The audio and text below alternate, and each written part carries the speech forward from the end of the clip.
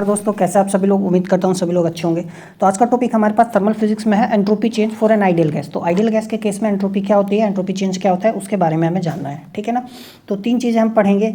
पहले हम entropy change देखेंगे in terms of temperature and volume, then we will see entropy change in terms of temperature and pressure, then we will see entropy change in terms of pressure and volume. समझ में आया, ठीक है।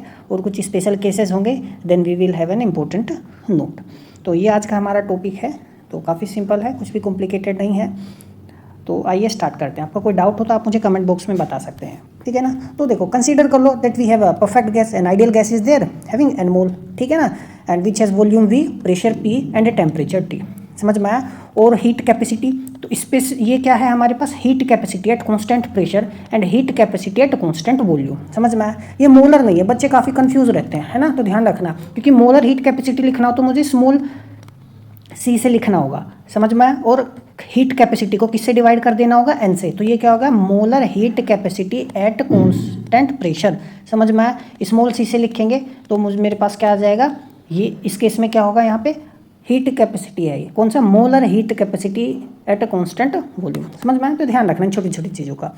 तो we have considered an ideal gas. Now we will what we have to do, we have to calculate the entropy change in terms of temperature and pressure volume. Temperature और volume के terms में entropy change निकालना है। तो सबसे पहले हम क्या करेंगे, देखो ना, फर्स्ट लॉ ऑफ थर्मोडायनेमिक्स लेंगे, है ना, जो एंट्रोपी फॉर्म होता है फर्स्ट लॉ ऑफ थर्मोडायनेमिक्स का। तो प्रीवियस लेक्चर में मैंने बताया था कि हमारे पास फर्स्ट लॉ क्या होता है थर्मोडायनेमिक्स का, यही तो होता है। समझ में आया, ठीक है। तो हम एंट्रोपी फॉर्म में क्या लिखेंगे इसको, है ना, हीट एक्सचेंज को मैंने ये लिखा, ये अब मैं हमारे पास चेंज इन इंटरनल एनर्जी को क्या लिख दिया, CVdT प्लस PdV। समझ में आया। तो अब यदि यहाँ ध्यान से देखो, temperature is there, volume is there. समझ में आया। तो हम टेम्परेचर और वॉल्यूम के टर्म्स में क्या निकालेंगे, हम एंट्रोपी चेंज निकालेंगे। तो देखो, हम यहाँ से एंट्रोपी कैसे निकाल सकता हूँ, T को यदि मैं डिवाइड में लेके जाऊँ, ठीक है ना, सभी के साथ, तो मेरे पास P/T/dV आ जाएगा, ठीक है ना। समझ में आया। अब क्या करना है, आइडियल गैस हमारे पास है, तो आइडियल गैस हमारे पास है तो हम जानते हैं PV इक्वल टू क्या होता है, NRT होता है ना। तो P/T मेरे पास क्या आ जाएगा, देखो ये NR/V आ जाएगा। तो आइडियल गैस के फॉर्मूले से हमने ये लिख लिया, ठीक है। अब what we have to do, just integrate it, है ना। तो एंट्रोपी चेंज निकालना है, तो जब हम एंट्रोपी चेंज निकालेंगे, suppose state change takes place, ठीक है ना, फॉर एन आइडियल गैस। तो टेम्परेचर सपोज T1 V1 से टेम्परेचर जो है T1 से T2 हो गया और वॉल्यूम V1 से V2 हो गया। तो उस केस में एंट्रोपी चेंज क्या होगा, देखो हम ध्यान से, ठीक है ना। तो ये हमारे पास क्या होगा, T1 से सपोज T2 गया और वॉल्यूम जो है, इंटीग्रेशन किसके रेस्पेक्ट में, वॉल्यूम के रेस्पेक्ट में, और वॉल्यूम V1 से V2 चला गया। समझ में आया। तो चीज़ देखो कितना आसान है। तो हीट कैपेसिटी जो हमारे पास है ना, let us assume it is constant, it doesn't depend on temperature. तो ये हमारे पास ये आ जाएगा T2/T1। समझ में, इंटीग्रेशन 1/T का लोग होता है, हम जानते हैं, ठीक है। NR 1/V का क्या होगा, लोग V होगा, और ये हमारे पास V2/V1। तो इट्स वेरी सिंपल। समझ में आया, ठीक है ना। तो देखो ये हमारे पास क्या आ गया, एंट्रोपी चेंज आ गया। देखो वॉल्यूम और टेम्परेचर के केस, वॉल्यूम और टेम्परेचर के टर्म्स में हमारे पास एंट्रोपी चेंज आ गया, ठीक है। तो कुछ स्पेशल केसेस हम यहाँ से आसानी से निकाल सकते हैं। तो जब आइसोकोरिक प्रोसेस होगा, जब वॉल्यूम कांस्टेंट होगी, तो देखो जब वॉल्यूम कांस्टेंट होगी तो ये टर्म तो गायब हो जाएगी, क्योंकि V2V1 इक्वल होगा और log 1 का वैल्यू 0 होता है। समझ में आया। तो डेल S जो हमारे पास है वो क्या आ जाएगा, C T2/T1। समझ में आया, ठीक है। अब देखो, हम जानते हैं आइडियल गैस क्या होता है, PV = NRT तो होता है ना। तो ये किस केस में आया हमारे पास, देखो ये टर्म कब आई है, जब आइसोकोरिक प्रोसेस हो, वॉल्यूम क्या रही हो हमारे पास, कांस्टेंट रही हो, ठीक है। अच्छा देखो, यदि मैं वॉल्यूम कांस्टेंट कर दूँ तो देखो NR/V/T में लिख सकता हूँ आइडियल गैस को। तो ये पूरी टर्म क्या होगी, कांस्टेंट, क्योंकि वॉल्यूम कांस्टेंट की। तो प्रेशर डायरेक्टली प्रोपोर्शनल टू क्या आ गया, टेम्परेचर। तो उस केस में देखो क्या होगा, ये T2 है, ये क्या हो जाएगा, P2/P1। समझ में आया मैंने क्या बताया। तो इसलिए P2/P1 आ गया, ठीक है। तो इस तरीके से हम स्पेशल केसेस को इसको लिख सकते हैं, ठीक है। अब यदि टेम्परेचर कांस्टेंट हो, तो टेम्परेचर कांस्टेंट होगा तो ये टर्म गायब हो जाएगी, ठीक है ना। समझ में आया। तो जब टेम्परेचर कांस्टेंट होगा, ये टर्म तो उड़ गई, तो बचा ये। तो उस केस में एंट्रोपी चेंज क्या आ गया, NR, ठीक है ना, V2/V1। कोई डाउट है, ठीक है। समझ में आया। अब देखो फिर से हम आइडियल गैस का केस लगा सकते हैं। अब देखो क्या है हमारे पास, टेम्परेचर क्या है, कांस्टेंट। तो देखो ये क्या होगा, टेम्परेचर कांस्टेंट, है ना। तो मेरे पास P inversely proportional to V ये आ जाएगा। समझ में आया मैंने क्या कहा, क्योंकि और चीज़ें तो कांस्टेंट होगी, टेम्परेचर कांस्टेंट हो जाएगा, तो आइडियल गैस से हमें ये एक्सप्रेशन मिलेगा। तो उस केस में हम देखो क्या कर सकते हैं, ये P इन्वर्सली प्रोपोर्शनल है ना वॉल्यूम के, तो ये V2 है तो यहाँ P1 आएगा और यहाँ V1 है तो ये P2 आ जाएगा। ठीक है, समझ में आया। या मैं इसको -NR ये P2 अपॉन में P1 भी लिख सकता हूँ। ठीक है ना, एक्सचेंज कर दिया मैंने, समझ में आया, P2 ऊपर चला गया। तो ये है, तो काफ़ी सिंपल है, कुछ भी कॉम्प्लिकेटेड नहीं है। अब यदि आप थोड़ा सा ध्यान से देखो तो ये जो हमारा एक्सप्रेशन है, तो ये क्या हीट कैपेसिटी है। तो यदि मुझे मोलर टर्म की टर्म्स में लिखना होगा तो हम जानते हैं स्मॉल सी आ जाएगा, है ना। तो स्मॉल सी क्या होता है, कैपिटल सी अपॉन में एन, है ना। तो मैं यहाँ पे देखो ऐसे भी लिख सकता हूँ, ये फॉर्मूले को T2 अपॉन में T1 plus NR ln V2 upon में V1। ठीक है ना, ये ध्यान रखना, समझ में आया। तो यहाँ मोलर हीट कैपेसिटी है, तो नंबर ऑफ मोल्स यहाँ भी हमारे पास है, तो कॉमन ले सकते हैं, तो उस तरीके से भी एक्सप्रेस कर सकते हैं। ठीक है ना, इट डिपेंड्स, समझ में आई चीज़ें। अब बात करते हैं एंट्रोपी चेंज निकालेंगे हम इन terms of temperature and pressure. फिर से हम entropy form of first law का इस्तेमाल करेंगे, लेकिन इस बार हम क्या करेंगे, देखो हम प्रेशर और टेम्परेचर के टर्म्स में लिखेंगे। ठीक है ना, समझ में आया। तो हम जो आपको यदि ध्यान हो तो हमारे पास क्या होता है formula, TdS is equal to CP dt minus VdP। ये फर्स्ट लॉ ही है in terms of pressure and temperature, समझ में आया। ठीक है ना, ध्यान रहेगा ये चीज़ें। तो ये हमने एंट्रोपी फॉर्म मैंने प्रीवियस लेक्चर में आपको पढ़ाया था। ठीक है, तो this is also one of the alternative form of the first law of thermodynamics. अब क्या करना है, तो हमें क्या निकालना है, एंट्रोपी चेंज निकालना है। तो सभी को क्या कर दो, टेम्परेचर से डिवाइड कर दो दोनों साइड, तो हमारे पास क्या आ जाएगा, ये टर्म आ गई। ठीक है, समझ में आया। अब फर्स्ट लॉ वो आइडियल गैस क्या लो क्या कहता है, P इज इक्वल टू क्या होता है nRT, समझ में आया। तो V अपॉन T कैसे निकालोगे, तो NR अपॉन में क्या आ जाएगा हमारे पास P, है ना। तो ये टर्म तो ऐसे एज इट इज रही, तो NR अपॉन में क्या आ गया P, सॉरी। ठीक है ना, तो ये हमारे पास NR अपॉन में P आ गया। तो चेंज यदि हम निकालेंगे तो क्या कर दो, इंटीग्रेट कर दो। ठीक है, तो फर्स्ट से सेकेंड, तो यहाँ पे T1 से T2, समझ में आया। ये हमारे पास क्या S1, ये क्या है सपोज एंट्रोपी H2, तो यहाँ पे P1 से सपोज P2, है ना। तो दो स्टेट्स में चेंज आ गया हमारे पास, समझ में आया। ये इनिशियल स्टेट थी, ये फाइनल स्टेट में पहुंच गया। ठीक है ना, suppose some process takes place. ठीक है, तो मेरे पास ये कितना आ जाएगा, डेलस आ जाएगा, यानी H2 माइनस S1 आ गया। ठीक है, यहाँ से देखो सपोज स्पेसिफिक वो हीट कैपेसिटी जो है टेम्परेचर पर डिपेंड नहीं करती, तो बाहर लिख लेंगे इसको। ये मेरे पास ये आ गया, ये minus NR ln P2 upon में P1, समझ में आया। तो ये हमारे पास एक्सप्रेशन आ गया। तो काफ़ी सिंपल है, इसको याद रखने की भी आवश्यकता नहीं है, बस आपको फर्स्ट लॉ ऑफ थर्मोडायनेमिक्स याद रखना है in terms of temperature volume, pressure and volume, है ना, एंट्रोपी फॉर्म, तो उससे आप आसानी से चीज़ें निकाल सकते हो। ठीक है, तो ये हमारे पास आगे ध्यान रखना। प्लस लगा सकते हैं यहाँ पे, यदि मैं P1 ऊपर लिख दूँ, P2 नीचे लिख दूँ। अब देखो स्पेशल केस की यदि मैं बात करूँ, तो यदि आइसोबैरिक प्रोसेस हो, है ना, तो यानी कांस्टेंट प्रेशर, तो कांस्टेंट प्रेशर के बात करेंगे तो ये टर्म तो जीरो हो जाएगी, P1 इक्वल हो जाएगा, तो log 1 का वैल्यू जीरो होता है, तो ये टर्म तो गई। तो उस केस में हमारे पास क्या आ जाएगा, CP ln T2 अपॉन में T1, समझ में आया। तो कांस्टेंट प्रेशर के केस में आया, तो देखो जब कांस्टेंट प्रेशर है तो PV is equal to NRT is the ideal gas law, है ना। तो प्रेशर कांस्टेंट है, तो इसका मतलब हमारे पास देखो NR अपॉन में P मैं लिख सकता हूँ उस चीज़ को, तो ये टर्म तो पूरी कांस्टेंट आ गई, तो वॉल्यूम डायरेक्टली प्रोपोर्शनल है टेम्परेचर के।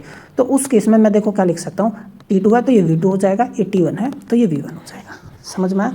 तो यहाँ पे मैं निकाल सकता हूँ, ऐसे भी आइसोबैरिक प्रोसेस का केस हो गया। ठीक है, अब यदि टेम्परेचर कांस्टेंट रहता तो देखो ये टर्म जीरो हो जाएगी, तो उस केस में मेरे पास क्या आ जाएगा, ये है ना, माइनस के NR ln P2 अपॉन में P1। ये मैं हमने पिछले केस में भी किया था, एग्जैक्ट यही एक्सप्रेशन आया था, है ना।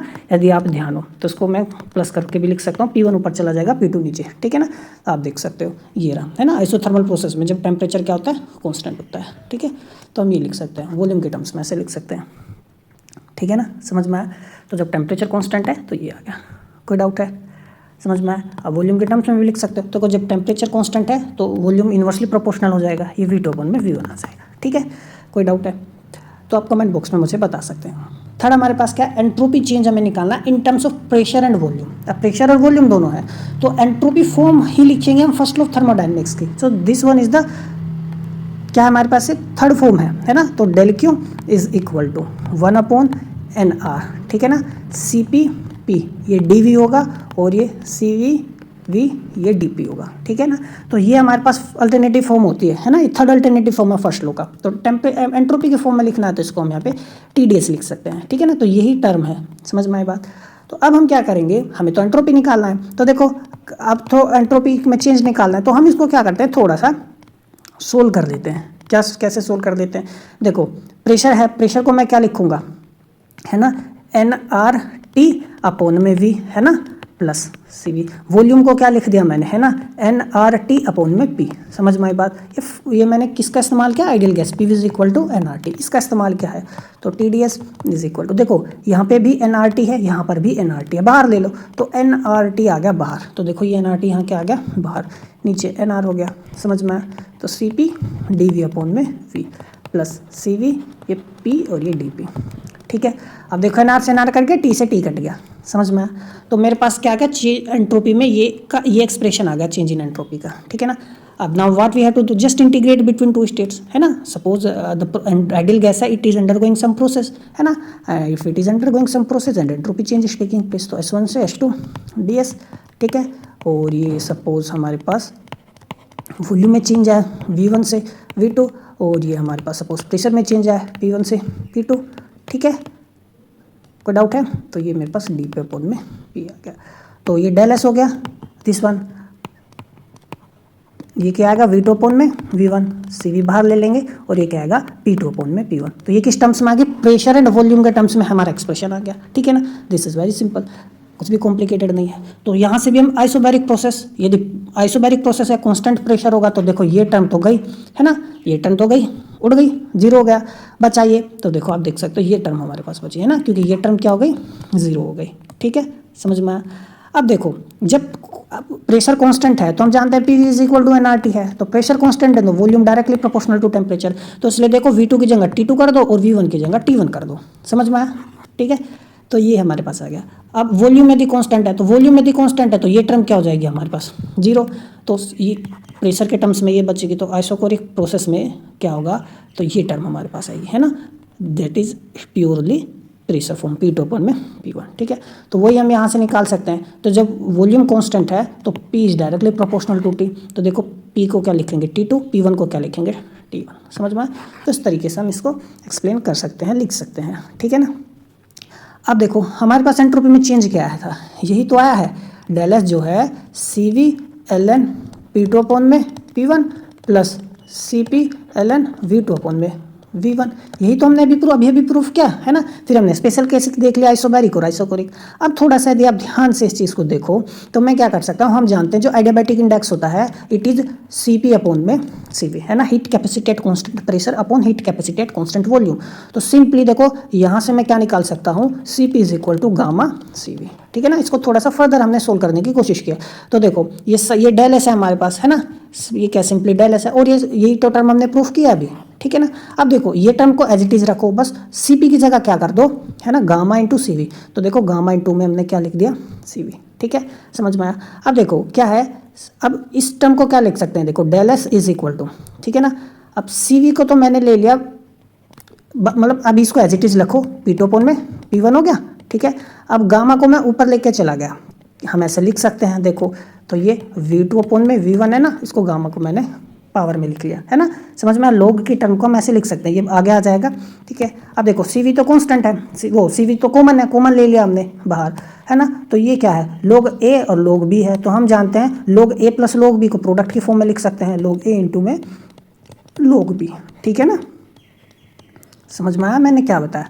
ठीक है, तो ये आ गया हमारे पास, है ना। तो ये सिंपली यही तो है, क्या P2 V2 गामा, और ये P1 V1 की पावर में गामा। ठीक है ना, ये आ गया, समझ में आया। तो ये क्या है हमारे पास, यदि आप तुम ध्यान से देखो तो ये एक तरीके से एडियाबैटिक की इक्वेशन ही तो होती है, P2 V2 गामा, है ना। तो this is what, this is an adiabatic equation, है ना। समझ में आया। तो इसको मैं कैसे लिख सकता हूँ, तो किसी भी n नंबर ऑफ मोल्स के लिए मैं क्या लिख सकता हूँ, CV ln, ठीक है ना, और ये PV गामा प्लस के कांस्टेंट, सम कांस्टेंट ही तो है, यही तो है। समझ में आया। अब मुझे सपोज ये एंट्रोपी आ गई मेरे पास, ठीक है ना, क्या आ गई, ये एंट्रोपी आ गई। तो इसको हम आसानी से इस तरीके से इस फॉर्म में लिख सकते हैं। ये मान लो सपोज S1 है, और सपोज S1 है, तो ये P1 V1 ले लो, और कोई S2 एंट्रोपी ले लो लास्ट स्टेट में, CV ln ये P2 V2 गामा, ठीक है ना, सम प्लस कांस्टेंट। अब इन दोनों का S2 माइनस S1 करोगे तो डेल एस मुझे यही मिलेगा। तो एक तरीके से ये मेरे पास क्या है, जनरल केस मैंने बना दिया। ठीक है ना, तो ये ध्यान रखना काफ़ी इंपॉर्टेंट है। ठीक है, समझ में आया। तो this is what it is there, ये DS लिखो यहाँ पे। ठीक है, तो ये था हमारा आज का लेक्चर। तो मिलता है अगले लेक्चर में, तब तक पढ़ते रहिए। नमस्कार।